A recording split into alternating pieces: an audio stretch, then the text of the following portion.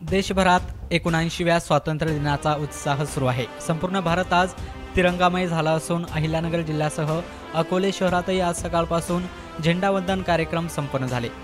Akole police Thane, Akole नगरपंचायत, पंचायत समिती अकोले, तहसील कार्यालय अकोले तसेच अकोले न्यायालय आणि शाळा कॉलेजमध्ये राष्ट्रध्वज फडकून मानवंदना देण्यात आली। यावेळी अधिकारी, कर्मचारी, नागरिक आणि विद्यार्थी तसेच विविध क्षेत्रातील मान्यवर उपस्थित राहिले होते।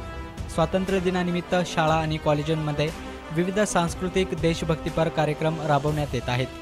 अकोले येथील हुतात्मा स्मारक येथे माजी सैनिकांच्या उपस्थितीत अकोले तालुक्याचे आमदार डॉक्टर किरण लामटे यांच्या हस्ते ध्वजारोहण करण्यात आलं। तसेच तहसील कार्यालय अकोले येथे अकोलेचे तहसीलदार डॉक्टर सिद्धार्थ कुमार मोरे यांच्या हस्ते ध्वजारोहण संपन्न झालं।